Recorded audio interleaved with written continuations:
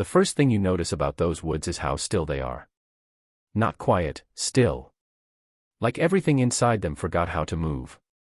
The trees lean too close together, their roots strangling each other beneath the mud, and the air carries that thick, copper smell that never fades, even in the rain. Locals say the forest keeps its secrets. But some secrets don't stay buried. Claire Montgomery had built her career on the kind of stories that live between truth and nightmare. Her YouTube channel had started as a college project about abandoned places, but over time it evolved into something darker, a chronicle of forgotten crimes, missing families, and whispers that never made it into official records. When she first heard about the Appalachian bloodlines, families who'd isolated themselves so completely that their own lineage folded in on itself, she thought it was just another piece of folklore. But then she received an anonymous email. The message contained no name, just a link to a grainy photograph, a girl in a faded white dress, standing in front of a rotting cabin surrounded by mist. The caption below it read, "She was raised to marry her brother." At first, Claire thought it was a hoax. The image looked too staged, too perfect in its eeriness. But the coordinates attached to the email led to a real place, a stretch of forest near the Kentucky-West Virginia border that barely showed up on Google Maps. Locals called it the Ridge, a patch of woodland known for sudden fog and radio silence. When she arrived in the nearest town, a place called Clearwater Hollow, she was met with empty stares and half-answers. The locals avoided her questions, especially when she mentioned the Harlow name. An old man at the gas station muttered something about those who never left the ridge before retreating into silence. Claire recorded every word, her voice trembling slightly behind the camera, not because of fear but because she could feel that familiar electricity, the pull of a story too strange to ignore. She spent 3 days documenting the area, wandering the dirt trails, capturing rusted mailboxes and empty houses swallowed by vines. On the third evening, as the sun disappeared behind the ridgeline, she noticed movement deeper in the woods, a flicker of white between the trees. Thinking it might be a deer, she zoomed in with her camera. It wasn't an animal. It was a girl. Barefoot, hair hanging loose, watching her from a distance. When Claire called out, the girl didn't run. She just smiled before turning away and vanishing into the fog. Claire followed, the camera light flickering with every step. That was the last time anyone saw her alive. Days later, hikers found her rental car abandoned by the roadside, engine cold, doors unlocked, the camera missing. Her final upload was a 30-second teaser, shaky footage of the woods and a faint voice whispering, "The ceremony still continues." The first report of the girl in the window came from a truck driver named Raymond Cook, who had taken a wrong turn one foggy evening while delivering supplies to a nearby mining town.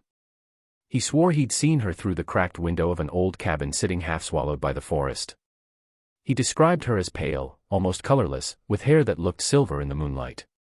She stood perfectly still behind the dirty glass, her eyes wide open, staring out toward the road as if she had been waiting for someone to pass. Raymond said he slowed his truck, rolled down his window, and called out to her, but the girl didn't move. She didn't wave or flinch. She only tilted her head slightly, like she was listening to something inside the walls. When he blinked, she was gone, and in her place the curtain swayed, even though there was no wind. Over the next few months, other travelers claimed to see her too. Campers, hunters, hikers, all told nearly the same story. Some said the cabin lights would flicker faintly at night, glowing through the trees like a lantern. Others said the girl's face seemed to press closer to the glass, her expression calm but her eyes hollow, as if she could see through them. A few witnesses said she looked younger each time they saw her, like time in the cabin moved backward instead of forward. The sheriff's department checked the area twice after reports began to circulate, but when they arrived, the cabin appeared empty.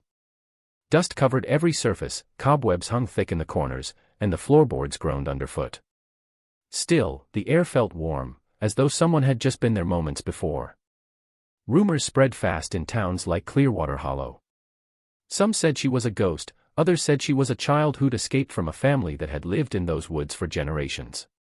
An old woman who ran the diner on Main Street claimed that her mother had seen the same girl decades ago, wearing the same white dress, standing behind the same window. When Claire began researching the legend, she noticed something that unsettled her. Every eyewitness described the girl exactly the same way, down to the smallest detail, even though their encounters happened years apart. No one could explain how she hadn't aged, or why she was always seen in the same place. The most chilling account came from a pair of teenagers who tried to record her with their phone. They managed to capture a few seconds of footage before the screen went black. In the reflection of the window, they said, there wasn't just one face looking out, there were two. The journals were discovered by accident in the basement of the old county courthouse, buried beneath piles of water-damaged documents. They were leather-bound, their pages yellowed and brittle, filled with looping cursive that looked more like scripture than handwriting. The dates stretched back to the late 1800s, and the entries belonged to a man named Elias Harlow, who wrote obsessively about a ritual he called the purity blood. The more Claire read, the clearer it became that this wasn't simply a strange family practice, it was a belief system. Elias claimed that the Harlow family had been chosen to preserve what he called the first line, a lineage untouched by outsiders, free from the corruption of the world. Every generation, a son and daughter were promised to one another from birth, joined in a ceremony meant to keep the blood divine and unbroken. He described these unions as sacred, ordained by their ancestors, a cycle that could never be broken without inviting a curse upon the family. Claire could hardly believe what she was reading. The entries weren't just records of ceremonies, they were instructions. Elias wrote in unsettling detail about the preparation of the children, how they were isolated from birth, taught only by the elders, and told that their purpose was holy. The journals described how, each year, the chosen pair would be led into the woods at the start of autumn and kept apart from the others until the day of joining. There were references to chanting, offerings, and the presence of witnesses wearing masks carved from tree bark. Elias's tone was cold and unwavering, as though he were documenting the weather, not the systematic destruction of innocence. The final entries grew darker, more erratic. He wrote of sickness spreading through the bloodline, children born frail or disfigured, and the whispers of outsiders threatening to expose their sacred covenant. His last words were a warning: the blood must stay pure, no matter the cost. The pages ended abruptly there, leaving a faint brown stain that Claire tried not to identify. The discovery unsettled her deeply, but it also gave her direction. If the journals were real, then the Harlow family's so-called purity blood ritual wasn't a myth, it was a living tradition that had somehow survived the passing of centuries. The idea that anyone could still believe in such a thing made her stomach twist. Yet, part of her couldn't shake the feeling that someone had left those journals to be found, as if the family itself wanted their story told, or perhaps wanted to lure anyone foolish enough to look deeper into their world. When the investigation team reached the town nearest to the ridge, what they found was not a community but a shell of one. The map labeled it as Ashcroft, though half of the wooden sign welcoming visitors had long since rotted away. Only a few houses remained standing, leaning like tired men under the weight of the years. The air smelled of smoke and rust, and there was no sound but the wind sliding through broken window panes.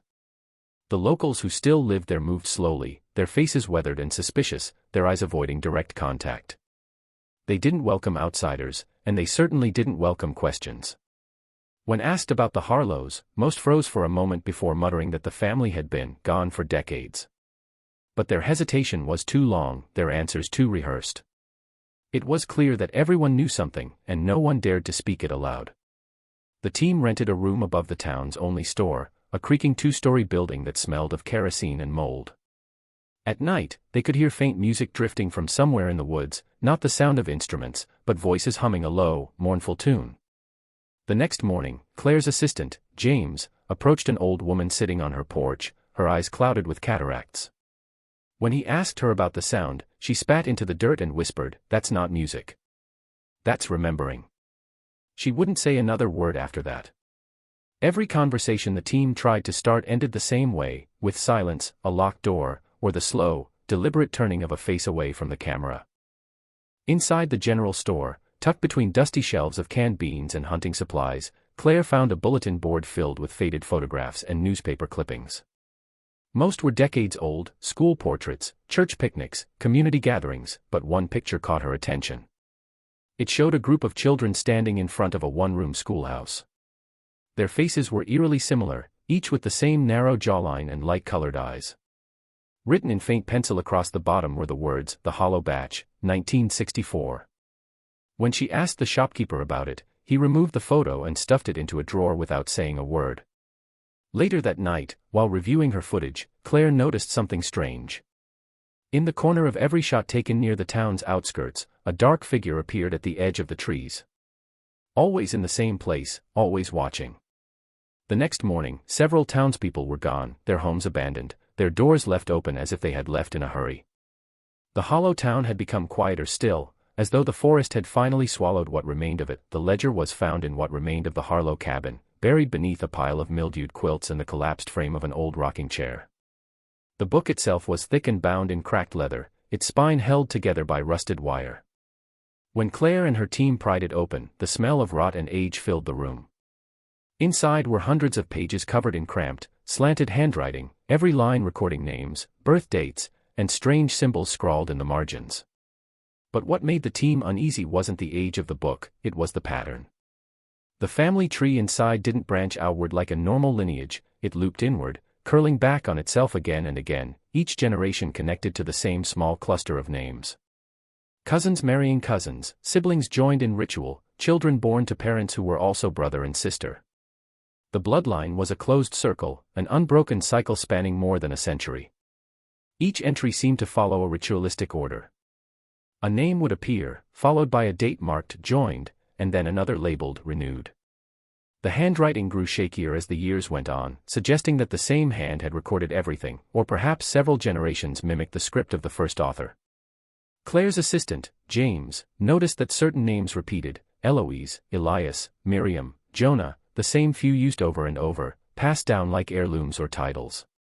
It was as if the Harlows didn't just marry within their blood, they recycled their very identities. Claire traced her fingers over the ink, realizing that the ledger wasn't only a record of family history, it was a contract, a written vow to keep their lineage untouched by the outside world. On one page, near the center of the book, she found a drawing, a crude, hand-sketched diagram of a circle surrounded by symbols that looked like crosses carved from bones. Beneath it were the words, "The line must not be broken. The blood must remain divine." The writing below that had been scratched out violently, the paper torn through to the next page. She could barely make out what was left, but one phrase stood out beneath the damage: "Those who refuse the joining will be reclaimed." The words made her skin crawl. The ledger didn't read like a family record anymore, it read like a warning. As they turned the last few pages, they found a series of dates that stretched into the present year, and the final entry wasn't written in the faded ink of the past, it was fresh, dark, and smudged by fingerprints. Next to it was a single, haunting name: Eloise Harlow. The photograph was discovered tucked between two pages near the middle of the ledger, its edges curled and brittle from age. Claire held it carefully under the beam of her flashlight, her breath fogging the air in the stale cabin. The image was faded but still disturbingly clear. It showed a wedding scene, a young girl standing beside a boy who couldn't have been more than 16. They were dressed in plain white garments, hand-stitched and old-fashioned, their expressions blank and lifeless. Behind them stood a circle of figures wearing wooden masks carved from bark, each mask shaped into a distorted human face with hollow eyes and gaping mouths. No one in the photograph was smiling, not even the children. In the background, the trees loomed dark and wet, their branches tangled together like veins, as if the forest itself had been watching. The back of the photo had a handwritten date, 1971, and beneath it, two names, Eloise Harlow and Jonah Harlow, joined before the first line. The ink was smeared, but the words were still legible enough to send a chill through Claire's hands. She stared at the girl in the image, her pale face frozen in an expression that looked less like innocence and more like resignation. Something about the picture didn't sit right. The shadows were wrong, the light unnatural, as though the photo had been taken in near darkness. She passed it to James, who immediately noticed what she hadn't. Faintly, behind the couple, another shape could be seen among the trees. It wasn't one of the masked figures, nor was it part of the forest. It was taller, thinner, its head tilted at an unnatural angle, as if craning to watch the ceremony. The deeper they studied the photograph, the more questions it raised. How could a family this isolated have access to a camera in 1971? Who took the picture? And why preserve it so carefully among records of marriage rituals and family pairings? The masked figures appeared in no other documentation, and the girl, Eloise, was mentioned repeatedly in the ledger, always as the chosen daughter. Claire felt her stomach twist as she realized that the girl in the photograph bore an uncanny resemblance to the one she'd seen in the footage found near the ridge, same face, same pale eyes, same vacant stillness. But that couldn't be possible. The photograph was over 50 years old, and yet the girl looked identical, untouched by time. When the flashlight flickered and went out, Claire thought for a moment she saw movement in the corner of the cabin, a faint outline of a small figure standing by the window, as if the girl in the photograph had simply stepped out of it to see who was looking. The cellar was discovered by accident when James's boot caught on a loose floorboard in the corner of the cabin.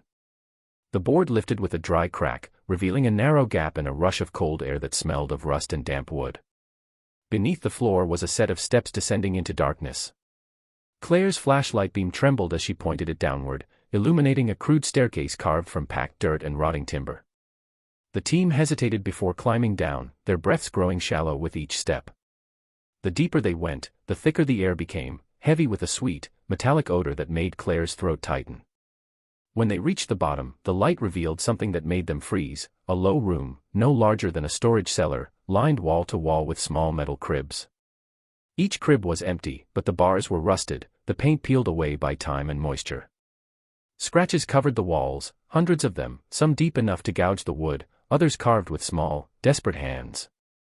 Names had been etched everywhere, repeating the same few over and over: Eloise, Jonah, Miriam, Elias. Some were crossed out, others circled, and in between them were crude drawings of children holding hands beneath a crooked sun. On one wall, a single word appeared again and again, scratched so many times it had cut through the surface entirely: purity. The word was carved at different heights, suggesting that whoever had written it had done so over generations, each marking their presence in the same place. In the far corner stood a wooden cradle too small to fit even a toddler. Inside it lay a bundle wrapped in tattered cloth. When Claire unwrapped it, she found what looked like a child's toy, a faceless doll made of straw, its body bound tightly with twine. Someone had painted a red circle where the mouth should have been. Beneath the cradle was a stack of yellowed papers covered in scrawled handwriting, fragments of what appeared to be prayers or vows, all written in the same trembling script: the blood must be pure, the joining must remain. The air grew colder the longer they stayed, as if the cellar itself were holding its breath. Then the humming began, faint at first, a low, wavering tune that echoed from somewhere behind the walls. It sounded like a lullaby, the same one Claire had heard on the recovered footage. The team bolted up the stairs, slamming the floorboard shut behind them, but even after they left the cabin, the humming followed, faint and distant, like something buried just beneath the earth. That night, the forest around the cabin came alive with movement. The air was still, heavy, and yet the sound of footsteps began to echo from somewhere beyond the tree line, soft, deliberate, too synchronized to belong to animals. Claire and her team had set up their camp not far from the cabin, their lanterns throwing weak circles of light that barely reached the edge of the woods. When the first crunch of leaves broke the silence, they thought it was just the wind. But the wind doesn't walk. The rhythm of the steps grew clearer, multiple feet moving in uneven patterns, slow, dragging, as though someone, or something, was circling them. James aimed his flashlight toward the trees, but the beam dissolved into fog. There was nothing to see, yet the sounds came closer, the branches snapping like bones under weight. Then came the whispering. It wasn't coming from one direction but all around, a murmur carried on the night air, soft enough to make the words impossible to understand. Claire strained to hear, convinced she caught fragments of her own name woven into the whispers. The team radioed each other in panic, but every frequency filled with static, followed by faint laughter that didn't belong to any of them. The sound was childlike but stretched, distorted, like it was coming from underwater. One of the crew members swore they saw movement between the trees, tall figures shifting just beyond the reach of the light, standing too still to be human. They packed their gear and tried to leave, but the forest paths had changed. What had been a clear trail hours earlier now twisted into unfamiliar turns, looping them back toward the cabin every time they tried to escape. The deeper they went, the thicker the mist became, clinging to their clothes and muffling their footsteps. Somewhere in the fog, a faint glow appeared, dozens of small lights flickering like candles, weaving slowly through the trees. For a moment, Claire thought they were rescuers, but as the shapes drew nearer, she realized they were lanterns carried by pale, silent figures moving in perfect unison. The air grew colder, the whispering louder, until it turned into a low hum that vibrated through the ground. James lifted his camera, but the lens fogged over instantly. When he wiped it clean, the figures were gone, the woods still again. Only the footprints remained, too many to count, circling the campsite like a ritual marking.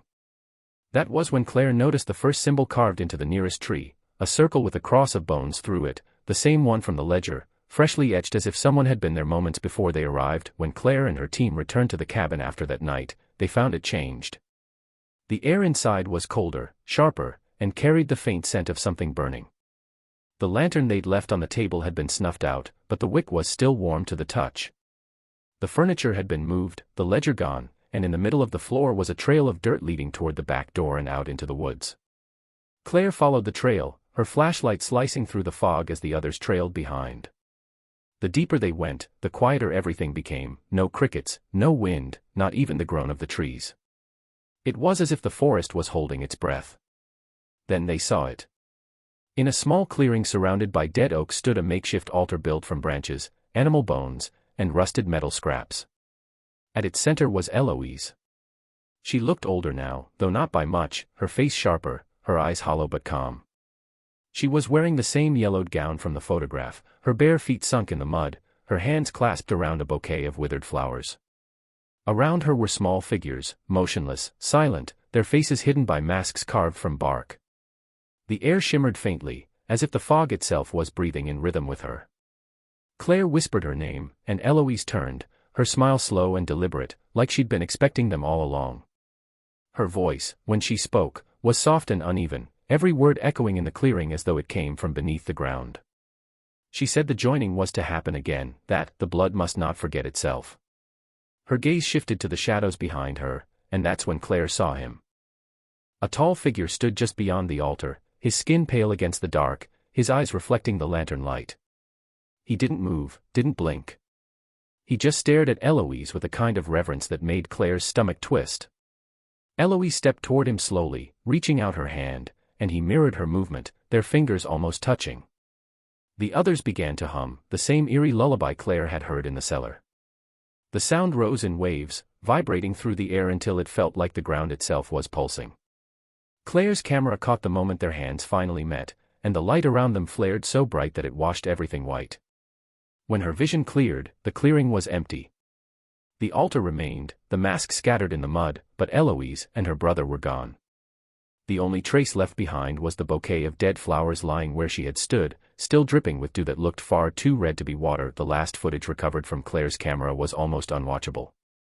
The image flickered and warped, the sound breaking into static before settling into a low hum that grew louder with every passing second. The recording began with Claire's heavy breathing and the crunch of leaves beneath her boots as she stumbled through the woods, the camera light jerking wildly in the dark. She was whispering something under her breath, her voice shaking, repeating a single phrase over and over, "They're not gone, they're not gone." Branches snapped in the distance, followed by the faint rustle of movement that seemed to circle her from every direction. The beam of her light caught glimpses of the forest, the trunks of trees carved with the same strange symbols, the fog hanging thick like smoke, and shapes moving too fast to focus on. A minute into the video, the light fell on the Harlow cabin. The door was open, swinging gently as though moved by an unseen hand. Claire's voice wavered as she stepped inside, calling out for James, her footsteps echoing through the hollow rooms. The furniture had been overturned, the walls smeared with streaks of dark mud, and on the floor lay one of the wooden masks, cracked down the middle. The humming she'd heard in the woods grew louder now, coming from below the floorboards. The sound wasn't quite human, a blend of voices, deep and high at once, like a choir of mismatched tones rising from the earth. She lifted her camera toward the trapdoor in the corner, the same one that led to the cellar. For a long moment, the recording was still, her breathing the only sound. Then, slowly, the trapdoor opened by itself. What the camera captured next was brief but unmistakable. From the darkness beneath the floor, a hand appeared, thin, gray, and shaking. It clawed at the edge of the floorboards before retreating. Claire gasped and stumbled backward, the camera falling to the ground. The image tilted sideways, showing only her boots in the flickering light as she backed away. A shadow moved across the frame, tall, elongated, crawling instead of walking. The humming became clearer, forming words that were almost whispers, "The blood must stay pure." The last thing seen before the footage cut out was Claire's reflection in the cabin window, her expression frozen in terror as something moved behind her. The final frame lingered on the dirt floor, the camera still recording, capturing the faintest sound of breathing, slow, steady, and much too close to belong to her.